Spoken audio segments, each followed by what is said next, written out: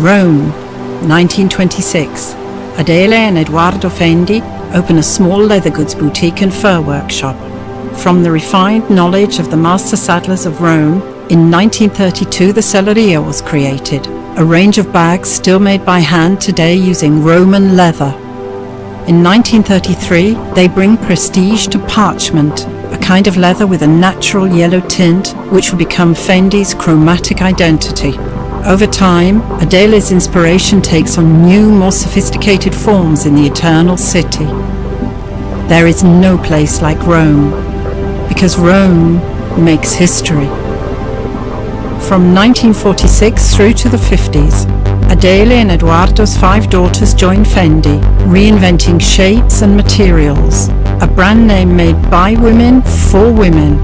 Timeless gestures, femininity and modernity mark a turning point during the years of restructuring. Because hands make beauty. Rome in the 60s is La Dolce Vita. The 5 sisters, Paola, Anna, Franca, Carla and Alda, in 1965 choose a young emerging designer. His name is Karl Lagerfeld. From his hands a new concept of fur is born. From status symbol to light, colourful, fun apparel for the emancipated, independent woman, always on the lookout for a unique style.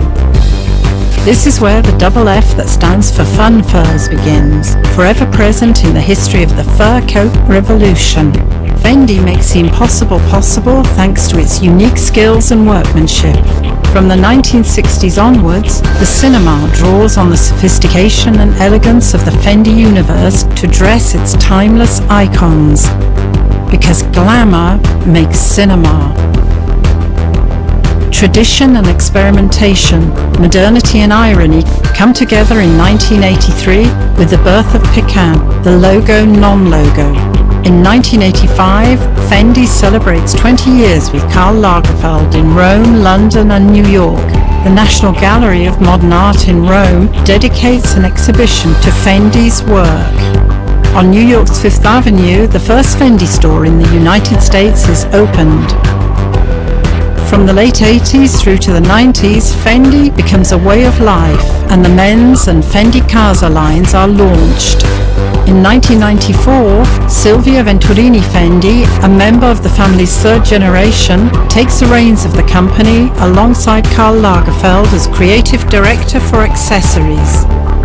1997 is a triumph for the creative talent of Silvia Venturini Fendi with the extraordinary success of the Baguette, a timeless shape, a synthesis of craftsmanship and the finest materials. This marks the end of the minimalist style that reigned in the 90s. In the 21st century, the luxury leader group LVMH becomes Fendi's major shareholder and plots the company's future growth. Fendi shines in the heart of Rome in the splendid Palazzo Fendi.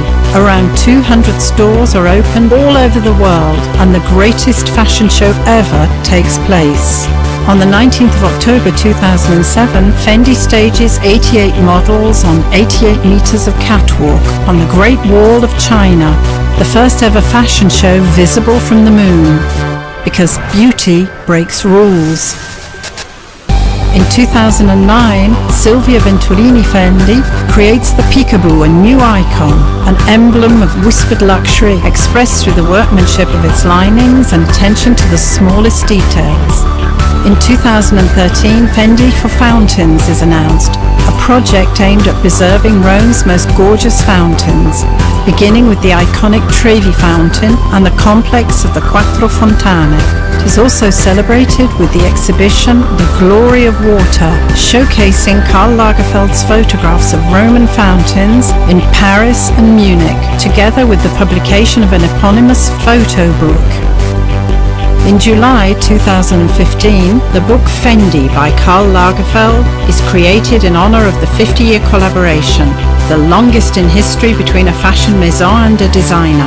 And at the Théâtre des Champs-Élysées in Paris, Fendi stages its first ever haute foudre fashion show as its first step towards haute couture.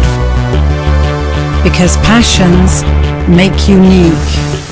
In October 2015, Confirming the love for its homeland, its architecture and iconic places, Fendi sets up its headquarters in one of the most significant architectural icons of the 20th century, the Palazzo della Civiltà Italiana, renovating the bond of a glorious past with a bright future. In November 2015, the Trevi Fountain comes back to its original splendor, following the majestic restoration project funded by Fendi. In 2016, Fendi inaugurates the newly renovated Palazzo Fendi in Rome, including the world's largest Fendi boutique, with an in-store fur atelier, a specially designed apartment for VIP customers and friends of the house, Palazzo Privé, a cozy boutique hotel, Fendi private suites, and Rome's first international restaurant, Zuma. The most immersive Fendi experience in its hometown, because Fendi makes beauty.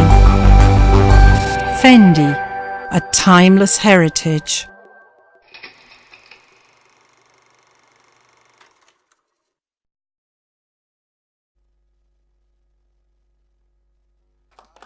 Ta-da!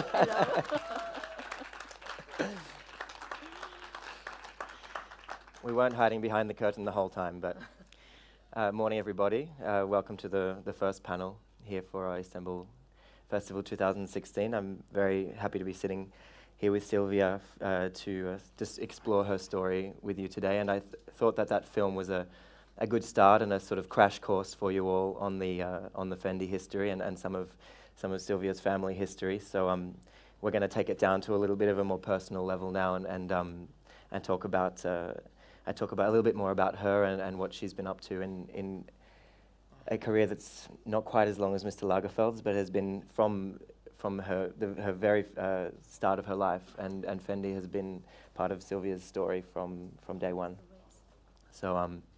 So it's quite exciting to be here with her today and to explore that, because as a house, it's one that's so linked to that idea of family and of women, and it's a story that began as you saw in the 1920s with Adele Fendi, Silvia's grandmother, and continued through up until today with that sort of family history. So how has that been to not know anything else than Fendi? Well, I think that Fendi and fashion, so the double F, were in the feeding bottle with milk, probably. And so it was a great privilege to be born in a family that achieved so many things. And maybe there were, also to have the possibilities of growing among such people that had so many strong personalities and visions. I met Karl when I was 4 years old, and so for me he was just somebody who was there. I didn't know what he was doing and who he was, so I was related to him in a very natural way. And also, of course, I have great memories of my grandmother, who was such a strong woman, and of course such a special woman, especially for that time. She was not the real prototype of the Italian grandmother who makes pasta. I was also a bit scared when I used to meet her, because she was watching carefully how we were dressed and our behavior and everything. So she was quite a very strong, strict matriarch. straight, very. She had 5 daughters, so our family is really very matriarchal. And also my mother, she was a special mother. I immediately understood that I was different from many girls that were my friends, for instance, not only because they were looking at me in a strange way sometimes, because I was considered strange from the others, wearing black all day or brown or gray when all the girls were in pink and baby blue. And fashion was the aesthetical part, the aesthetical component in our life was very important. I would say sometimes substantial, but not in an ephemeral way. My life was very much immersed in beauty and in the energy that beauty can give. But at the same time, I understood immediately that there was a lot of work because I wasn't able to have my mother with me as much as I would have loved to. And so being raised by a babysitter or doing holidays by yourself or in colleges, this was maybe a difficult part.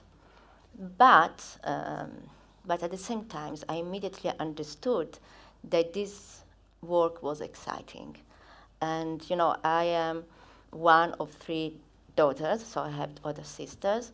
I belong to the 3rd generation, and we are 11 cousins. But I am the one who is still there, but I'm also the one who was always there. If you go to the archive, you find pictures of me when I was 4, 5, doing fashion shows, being photographed in shootings, something that's because I was always there. Maybe because I wanted to see my mother, but also because I immediately understood that what they were doing was exciting. So I was not good at school. I didn't want to study. I really was a bad student because I found that it was not interesting what I was seeing there, and that my real university was in the atelier where the action was so exciting. So Certainly seems that it's been that kind of balance and a double-edged sword for you for a long time in terms of that power of the family being so present in your life, and to have a rebellion against that has been something that's been part of your story as well. Yes, I also tried to. I was not an easy daughter. Also because my father died when I was very young, so my father was basically my mother. So we had a lot of freedom, which I find very interesting and cool at the same time, and I was very happy to have it. But I was missing a bit the family. I tried also to escape from my destiny because I knew that the day I would start working, it was a 24 hours commitment, especially when you are involved in creativity and when you feel the pressure of something that was becoming so big. I've been witnessing my mother and her sisters working night and day. So I tried really to put a lot of distance between me and the moment I would start to really be involved. So I went to Los Angeles for a trunk show. And then there I met someone, and then I escaped with this man to Brazil. And then I tried really to tell myself, maybe I do another kind of life, maybe I invent and I look for what I really want to be, and I don't want to know about fashion. So Brazil was fantastic at the time because it was very different from what it is today, and it was just nature and nothing else. It was a very simple life that I was having there.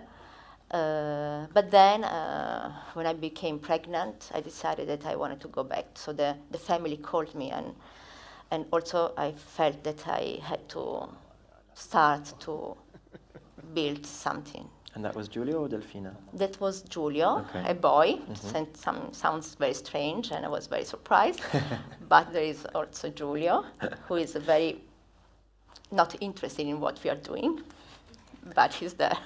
Yeah. And he's your firstborn son, yes. And he's taken a very different path out of fashion, hasn't he? Yes, he's a very creative person, but maybe he doesn't want to be confronted with so many strong women, I think. But in his way, is somebody who has a very deep and creative life, yes. He makes surfboards instead. Yes, he makes them by himself, and by hand. He works night and day, but at the same time he's in real estate and he's taking care of a small hotel that we opened in Rome in one of our house. And so but I think that he had enough at home. No, doesn't want to work with me. And there are none of your other family members in the business? No, I'm the anymore? only one now.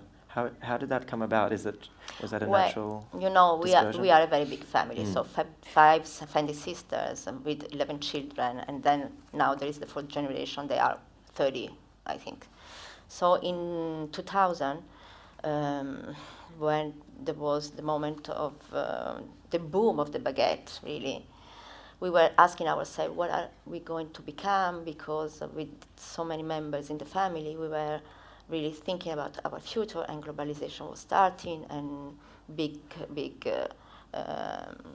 company had, groups were really leading, starting to lead, and we really wanted to have the best for Fendi. So we decided to sell the company because, and we decided to do it in the best moment. So it was one of the biggest sales, I think the biggest sale in fashion, because it's very important when you decide that to do it when it's really doing well. And so there was a big line, a competition of big groups that wanted to have Fendi. And so we had the possibility of really choosing the best one. And so we sold to LVMH Group, to Monsieur Arnaud, because we were also good friends with the Vuitton people, and we saw what they were doing and how much they were really keeping the story.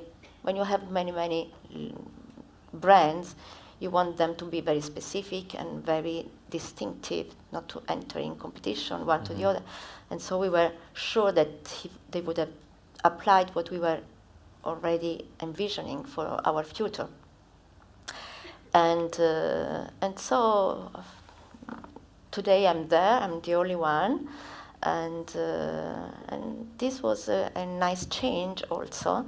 I feel always at home, for me, I feel that I still own the company. It's my name, it's my life, I would say. There are so many things that have been so inside myself.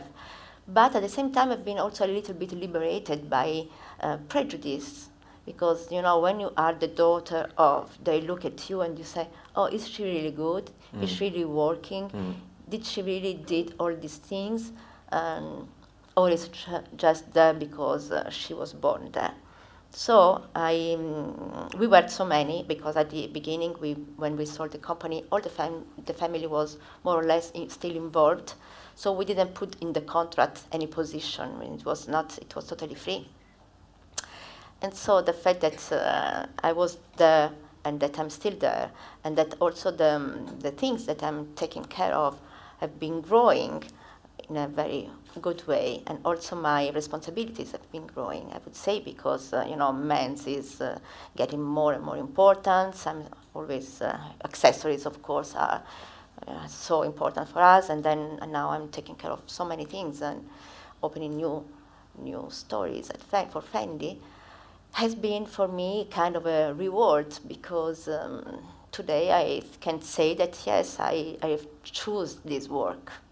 And has it allowed you as well to step, as you said, be liberated, to step away from the business side of the company and just be creative, focusing on your creative pursuits, or do you feel still very much across the board on both? Well, I like very much to be informed about that, because I think that at the end, a creative person that is in fashion knows that she's creating things that are for the market.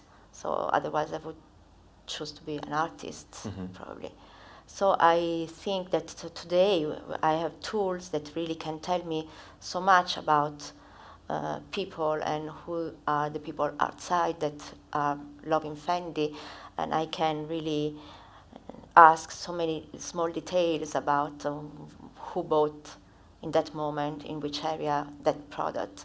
So I like to know that I'm quite rational also as a person and practical. And I like to be very much informed. But of course, today there is Pietro Beccari, who is a fantastic person, who is our CEO, and so many managers and so many good people that take care better than me. I'm not really good with numbers, and I prefer to. But I'm very much still interested in knowing, that there's very good relationship between me and Pietro. And we work very well, and it's a good moment, and I think that shows also in our collection. Definitely, and when I think the numbers, I guess, are speaking for themselves at a certain point. As we all saw on this recap just now, there's been so many exciting things happening in the last couple of years, notably as we were just in Rome for the opening of the Palazzo Privé and also your new headquarters. It's a pretty beautiful and exciting time, and it showcases your city and your work more beautifully than ever. Yeah, because we are Roman, and we are very committed, especially in a moment where the economy is difficult, and Roma is not in his most in his best period. We really think that being Roman and having been receiving so much from this city, we really wanted to be so linked and help the city in a way. So we just restored the Trevi Fountain. We have been restoring the Palazzo della Civiltà Italiana, who was built almost 90 years ago, and nothing had been happening inside it. It was an empty space and an empty monument, and so we brought it to a new life. And yes, and then. How do you balance your time between all the different projects that you're on? What is your major focus at the moment? Because you're designing the menswear collection. The men's is going to be coming up very soon. 18 days, so I'm very concentrated on this. But at the same time, it's a non-stop work. So as we have been talking lately, especially lately, on how much pressure there is in this work, and that is true. But it has been always like that. I think that creativity is something that you cannot switch off. So it's a non-stop work. You are, always with your antenna, ready to capture the moments, and curiosity is always there. So I work non-stop, basically. Yes. Are you always at the office, or do you work at home? What's your? Well, I'm very much there, but I need also my space and to be without people, because when I'm in the office there is so much going on, and you have to jump from one issue to the other, and so many people that wait for you to solve problems and to ask your opinion on things. We are a big group now, and our creative studio is still quite small, but it's becoming bigger and bigger. And I like to be in the office very much, because I have a very good relationship with the team. They are part of my family, really, and so I'm very, very much there. But I need my time and to do research today from home. Also, it's becoming so easy, and to really ask yourself what you want to do. And to go back to that idea of what you were talking about, how the LVMH group helped and allowed you to keep that identity of Fendi and to keep it without a competition within the group. What do you think it is that today still resonates with your own identity as a Roman brand? What do you bring into the actual products? What is the actual feeling of that? Is it something that still goes back to sort of the classicism and the heritage, or is it kind of, because I feel like maybe that's kind of a side note in the brand now. It's maybe that you're more in that amusing, fun, light-hearted idea of luxury than necessarily being, a luggage maker anymore. Yeah, I think that Fendi has been always a kind of controversial in a way. So we always like to take risks and to change old rules. If you think that Fendi started like with baggage, but also with fur, which is the most ancient garment, the most primitive, I would say, and also was the most boring because it was a status symbol. And really, in the 60s, when the five sisters called Karl, because he started to work with us in 65. This was 65, right? This was, yeah, so I that's was Silvia 5 years old. On the right. Yeah, that's me in a shoot. I was not happy that day because I didn't like the model. I was not happy because I was expecting another model on the set. So if you can see that I wanted to lead, and I wanted to choose also her. So I'm looking at her like, she was supposed to be my mother because it was a collection, the first collection that Karl did, that was about talking about no gender, basically. So there was me, my mother, and then there was also a man that we cut because, we are a feminist company. And so the idea behind the collection was that everybody was dressed exactly in the same way. And so that day, I remember it very well. Also because these little jackets, my mother used to send me to school with that. And so everybody was looking at me. It was kind of difficult, I would say. And I had Lisa shoes. And oh, really? Wow. Oh, my God, yeah. How did the company begin in furs, actually? Was there a certain moment later on that, was it the 30s or 40s that furs began? Or was it also at the same time as the baggage? No. My grandmother used to sell beautiful bags and fur at the very beginning. More or less at the same time. Yes. But it was after the First World War, so there was not so much wealth. So the fur were little scarves, at the time, foxes, like things like that. And then after the Second World War, where Italy was booming, they really started to do furs. And then with the advent of the sisters, my mother and her sisters, when my grandfather, because there was also my grandfather, even if he was very much in the back. He died, and so my grandmother really asked my mother and her sisters to start working with her, and they wanted really to change everything, because fur were really boring, not fashion related at all, and it was something that a man would buy to a woman to show success, his wealth, and so the richest you were, your husband was, and the bigger your coat would be. So women were going out in this huge coat that were so heavy and so difficult for the new life that women were having. You could barely drive a car. And they had so many linings and everything as well. Yes, to protect the preciousness of the skin. There were like 4 or 5 linings. And so really they wanted to change this. They were clever women and always very committed with what was happening around them. And so they decided that they wanted really to fight that. But to do that, they didn't want to go against the mother too much, who was more strict and traditional.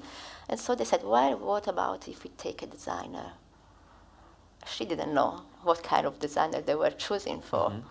And so they made a little research, and they called Karl. It was kind of a very risky decision, because at that time, to have a consultant, it was already strange.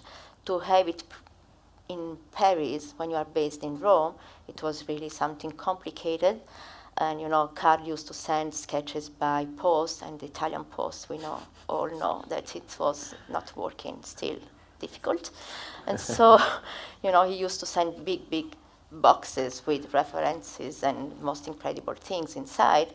And sometimes those boxes were lost a few days before the shows. So it was very complicated. I remember so many times I was sent when I was like 15, 16, and I was always ready to take a plane and to go somewhere to get sketches from Karl. I remember once I was in Monte Carlo when he was there Monaco and waited, go and get the sketches. We are very late for the show, and don't come back if you don't have the sketches. So I went there, and I was supposed to come back the night, and I stayed there for 1 week. And Karl was in his room, and I was in the guest room, waiting for the sketches for many, many hours. Thank God I had friends there, and Jacques de Bachet was there, and so we had fun together. Oh, wow. That would have been an amazing time to have known Karl as well. I mean, oh, yes. Such incredible stories. Well, he's such an incredible man. I would say he's a really special person. I always ask him, did you do your IQ? Because I'm sure you have a very high score. Sure. He said, no, never. I'm not interested in this kind of things. He's so clever, he's so intelligent, and so full of sense of humor. And also, I like him so much, and it's always a pleasure to work with him, and really he's a big personality and Indeed. genius. It was so interesting to see all of the furs all together in the exhibition that he did last year in Bonn. Yeah. And there was the huge Fendi section in the middle, and there was just such an incredible variety of things, from very bourgeois styles to these radical sort of almost like trailing with different skins, and in a very, very radical, beautiful way. And his designs have that way to cross over different aesthetics. What I can tell you is that Fendi, it's been always radical in this. They really wanted to subvert the concept of fur. So they were the first one to get rid of the linings, and even show the fur on the other side, which was considered the less interesting side.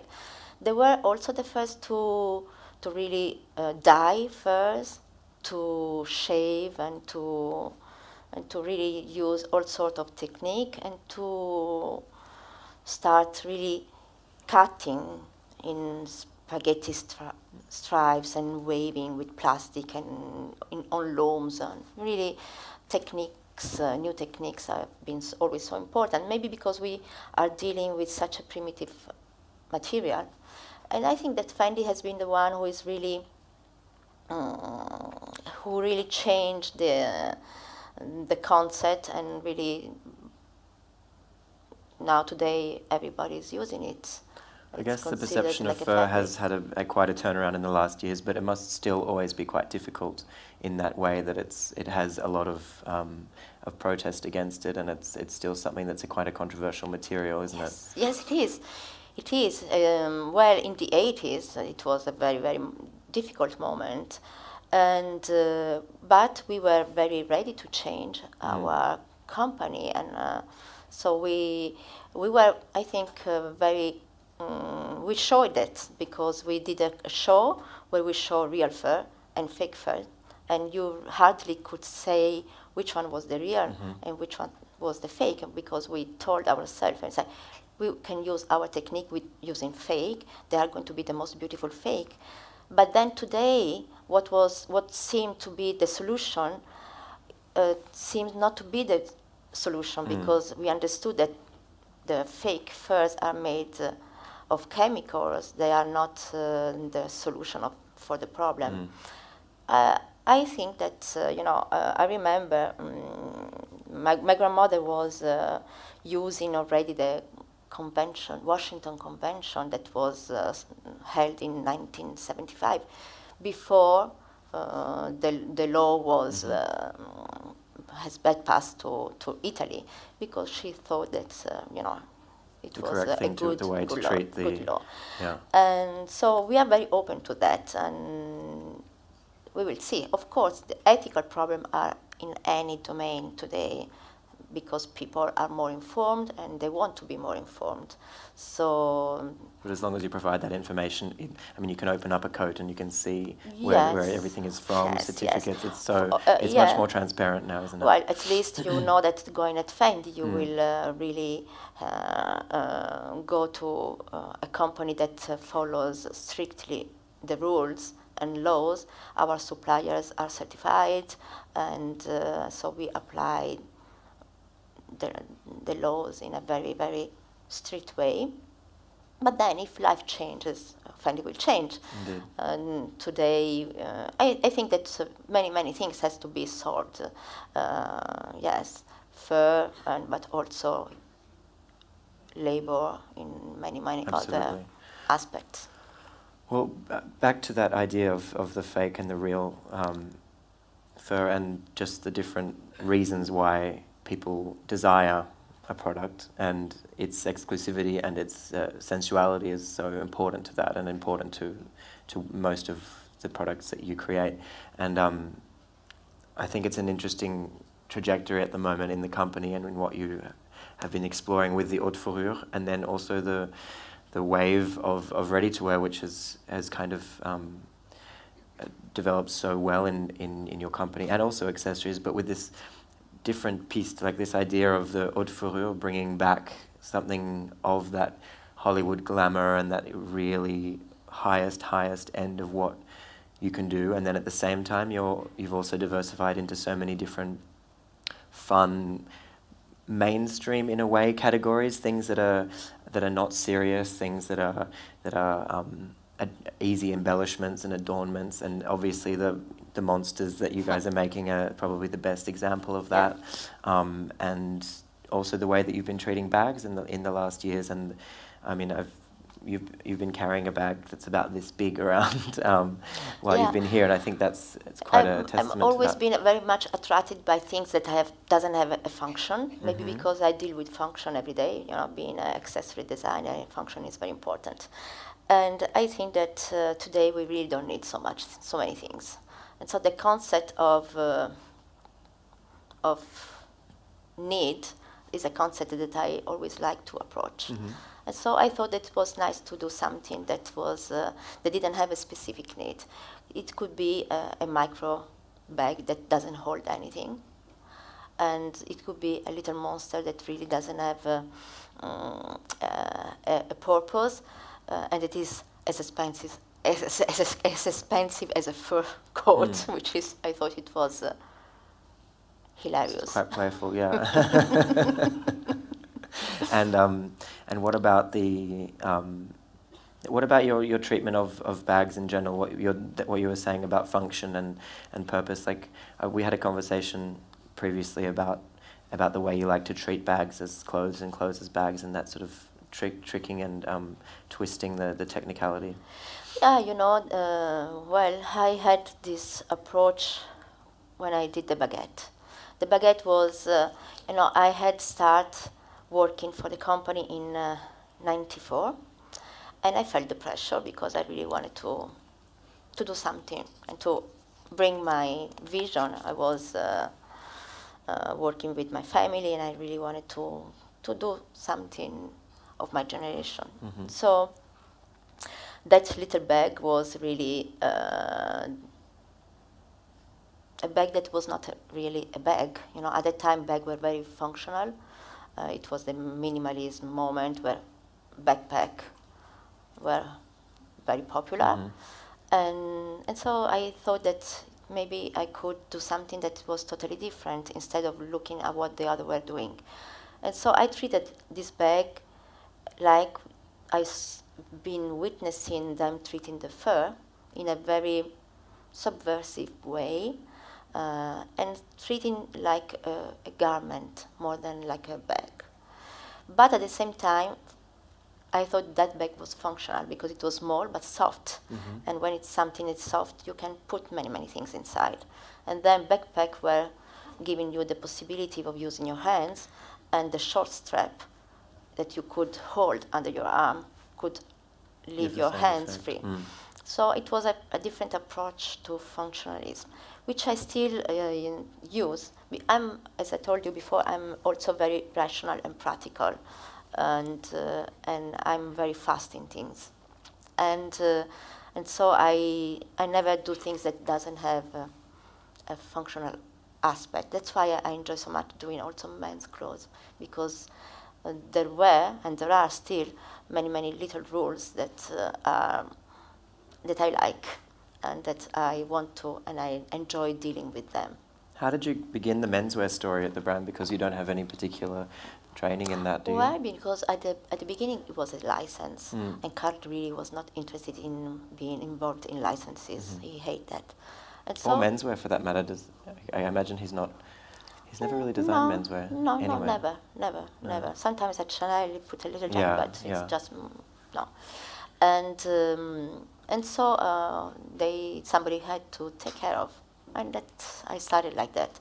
And then little by little, the things were doing very well, and we decided to bring it in house, and to make it really a real line, a real. It's quite a different proposition, isn't it, for menswear?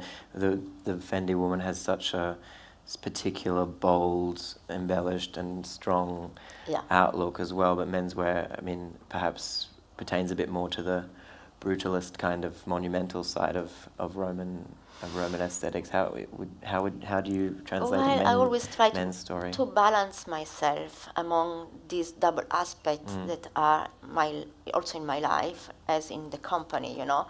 We have two hearts.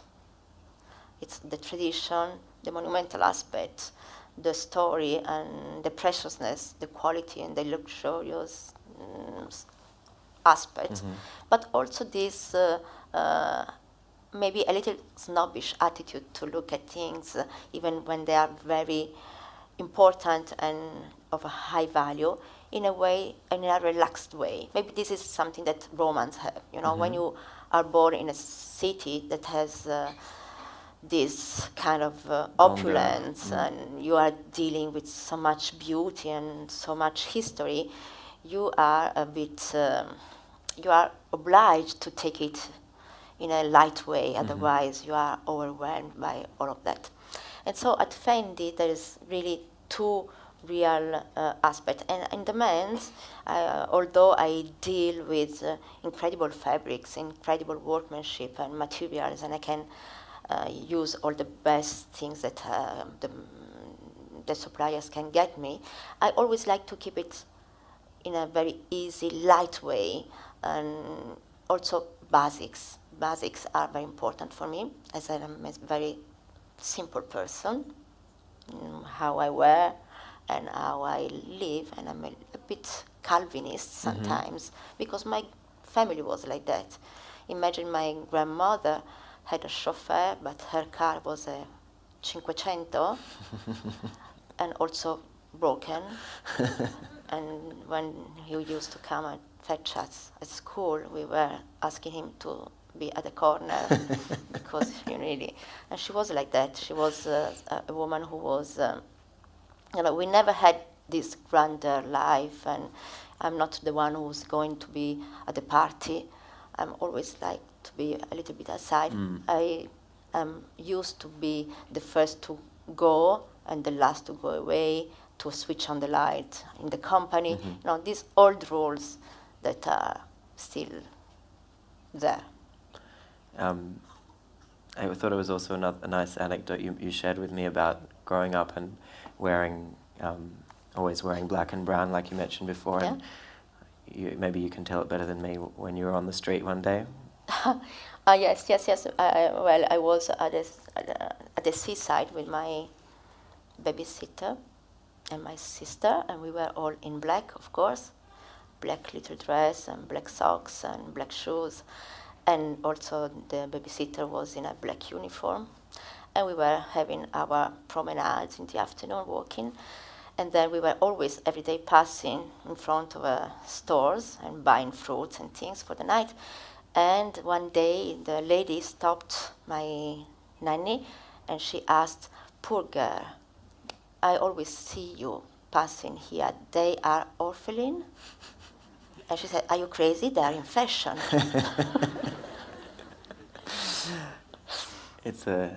This is one of the most spectacular coats that was done a couple of years ago, and is one of for me, the best examples of sort of this groundbreaking technique that you have developed with the furs, and it's this kind of incredible sort of pixelization of tiny pieces. Yeah, and that goes from a very sheared and then medium and then long hair. It's like a mixing of different furs, and there's a lot of work here, really, Yeah. because every piece of color is made in inlay on a loom. It's hours and hours of work, and it's a beautiful piece. Yeah, this is, for me, I was reflecting on this as sort of one of the predecessors to the haute fourrure in a way, and these coats from the last 3 or 4 years that have just been these art pieces. Yes. Yes, because we always did in a way haute fourrure. The only thing is that it was mixed with the ready-to-wear, and we wanted really to give light and air to the ready-to-wear, and to start doing the fourrure on their own in a way. And also it was a way of marking the anniversary. It was 50 years with Karl, and as you know, Karl hates anniversaries. He doesn't want to have a retrospective or things like that. Or an age. No. And so we thought that it was the best way to mark that moment was to open up a new chapter. And so we said, okay, let's do an anniversary of something that has to happen.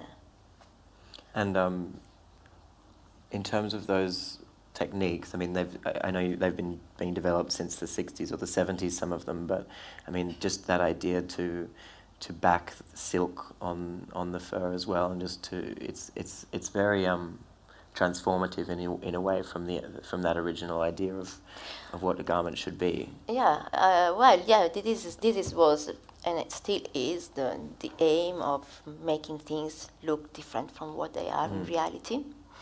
And as I told you before, maybe because it's such a ancient material, you are attracted on projecting it into the future, and this is what we do. And we have been really changing rules, and we like to experiment a lot. Do you think that people that look from the outside and walk into the store and perhaps buy something, do you think that story is rubs off on them? Do you think people really understand and what you're doing, or is there any sort of frustration that you're pushing an idea that doesn't really reach the public? Well, of course, there are things that are for a kind of a niche and for connoisseur. But I think that even if you don't immediately understand, if you have a piece that is a Fendi piece, you appreciate it in the time, because it's something that you can wear all your life, because it doesn't have a specific trend in it. It's something that is, you really see that there is a concept that is different. It's just a concept because you want really to, we do a very solo, I think, kind of project. And what about the sort of evolution of that customer now? The fact that, obviously throughout the 20th century, you would have been selling furs to aristocrats and to big families, and those kind of customers that had that own tradition of an heirloom piece being in their own family for many years as well. And now we're looking at the global market, which has exploded in so many different directions, from Russia to Asia to all across the world. Do you think that the new customer has a similar sensibility or appreciation, or it must be quite different now? Well, I think that things changes very fast. Of course, yes, before were European people, and then the Americans were buying, and then Russians, and today we even sell fur to the Middle East or to countries where it's very hot, because they wear them inside because of the air conditioning, which is so strange, and so we do summer fur, can you imagine? But, I have been noticing, for instance, talking about maybe the Chinese market, that people learn very fast. And so today they are starting to buy the most intricate and most luxurious, but also luxurious in idea piece, not just statement piece that are Fur on the inside, that sort of thing. Yeah, the most And men as sophisticated well.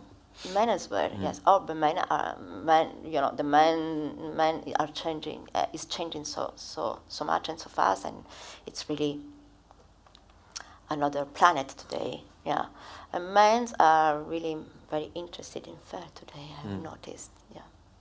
And alongside the product, of course, there's been such an incredible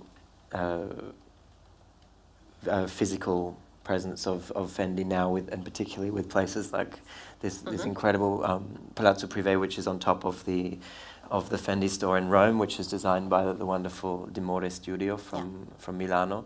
And I mean, you're in yourself a very strong passion for interiors and design as well. So how do you feel about welcoming people into that world? How do you go about creating the Fendi built universe?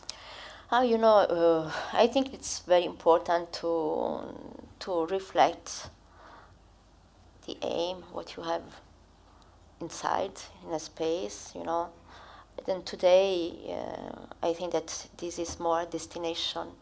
You go to Rome, you know that there is a space that is not just there for a commercial purpose. You can really have an experience.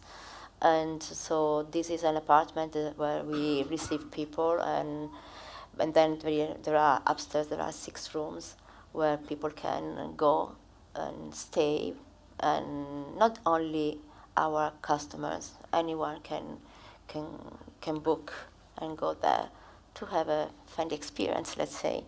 And today we are talking a lot about this word experience, because we know that the new generations are more interested in this kind of things than anything else. And so, but we have been always looking at social changes a lot. We were, for instance, the first company to start a home line in 1984. And it's still going today. Yeah. Still going strong. Maybe because we were a family business. So you take care of your business as you would take care of your family. And so if things change, they change, and you go with the change. And so this is, and then we thought that in our house we would want to have the best food, and we called Zuma, which is the first international restaurant in Rome. We thought that also Rome need to be What do you mean by international restaurant? Do you mean Rome, I have to say that it's a beautiful place, and it's my hometown, and I'm so linked to that. But has been a little bit stagnant a little bit in the past. Yes, there are fantastic trattoria. Everything is beautiful and good, but need to be to have a little acceleration towards a future organization, and it's a way also for, I think, the other to see and to wake up a bit to an international standard, to standards, to elevate the standards. Yeah. And in terms of the home line, you guys have collaborated with many different designers and artists, and even this store space, which is below this, is kind of outstanding in the way that many of your competitors are doing, rolling out these very generic stores that are all the same in different cities, and then you can walk into this place and this incredible elevator which is silver leafed on glass, and then there's beautiful furniture pieces from all sorts of different designers, from the Campana brothers that you work with to Hervé van der Straat and different people like that. I mean, that idea of a curated space, as if you were... I think this is very Italian, because design in Italy has been so important, and I think that, yes, Fendi was the first to embrace design, and we have been collaborating with incredible people, and we have been supporting Design Miami for the very first beginning, and this gave us the opportunity of working with them, and so also the pieces that are in the apartment, the Privé apartment, are pieces that we have been working together with Dimore Studio, and that have been prepared for Design Miami, and then we put them there. And I think it's very Italian, I remember when I was, just to say something personal, when I was a little girl in my house, I was obliged a bit to watch TV on a very uncomfortable chair. And one day I asked my mother, can I have a sofa, to watch TV and I said, no, I'm sorry, you cannot. These are the chairs, these are Alvar Alto, it's, oh, who is he? Oh, no, As I understood that things are things, but a chair can be a chair, but there are different aspects, and it's not just an object. So Wow. that's something that I immediately understood, and so today I look at things in a different way. I always try to pass this to my daughters and my children, and I always said, you have to look at things from different angles, and there is not just the third dimension, there is the fourth dimension, and things can be different from what you see, and they have stories, and be comfortable. they become comfortable in a way. Oh, good. Back to Design Miami, it's one example of many different projects that you support as well as a let's say cultural philanthropist, and it's an interesting way that you also share your interests and support other projects. And for example, the cinema industry, which has also been very important to the house for many years, is very dear to you as well. Yes, cinema has been always so important in Rome, Cinecittà, and for us in the family it was very important for anniversaries, Christmas parties, and my grandmother used to have cinema session for us. At the time it was on a beautiful sheet, white sheet they used to hang, and the light went off and we were there watching movies. And then, when you are based in Rome, your friends are maybe not from the fashion crowd, but more cinema. And so I remember very well my mother having a good relationship with Federico Fellini or with Visconti and all these who were friends. And so at night they used to stay and to see themselves. And the Fendi atelier was kind of a place where you could go at night because they were working normally at night also, and so they could go and have a chat and see, and you could meet incredible people, and that's how project comes, and that's how they were involved in incredible movies with Federico or with Mr. Visconti, and this is something that has stayed in our blood. We are always ready to jump on new projects that we share with enthusiasm. And imagine at that time, it was not a marketing reason that today you could think about, because it was really something that you would do for free just to help friends to do a movie. And this is something that has been tradition in our family, in our business today. I've been also doing more than this, also on a personal level. I have a production company, so I've been producing some movies, and I'm now starting to produce a new one, which takes a lot of time. It's so different from fashion because to do a movie years and years, and fashion after 1 month a project is already old and you are fed up, but there is very different and it's very exciting. I produced this Io Sono l'amore, with Luca Guadagnino, who is a great friend, and the story was so interesting and so similar to many stories that I know of Italian family with a generational problem in power, in business, linked inside. This is a very dramatic movie, but yes, but sometimes life, it is dramatic. Nothing is just beautiful. So we're going to finish with some of the last images, and this is one of the inspirations for Silvia's last men's show in January, where they recreated this brilliant first staircase from Nanda Vigo, and it's also the start of a new collaboration with a stylist that she's working with, Julian Gagno, who is now working with you very closely, I understand. And yes, we have great fun. And this show was a wonderful I guess, departure, and it was something that... Yeah, I really wanted to put a sensual touch in the show. And I think this Stairs by Nanda Vigo is, and Gioponte, because they work with Gioponte and Nanda Vigo. It's so sensual because, fur, it's so tactile. This is fake fur, but I think it's sensual at the same level. And so I reproduce it, and we reproduce it in a way similar to this. And it was an amazing show. It was very much... and the cat was even in the collection too, wasn't it? Yes, there was a little cat also in the collection, but on a jumper and on little prints, yes. And that's John. It's a little interpretation of the collection done by the John artist Booth, John yeah. Booth, who... Yeah, I'm working again with John. I'm having fun with John. And That's so good. Next collection you will see. And I think it's a nice way to sort of encapsulate that sort of youthful spirit that is in your men's collections, and that sort of young energy that you're sort of blasting through at the moment. Yeah, and we are having a lot of fun. Yeah, and this is very important for me. I like to be, to have good relationships. For me, this is the most important thing. And so when you are happy and have fun and you share things, it's something that probably I've learned from Karl, because, with Karl, even everybody is so scared about Karl Lagerfeld. He's a person, and he has a very strong sense of humor.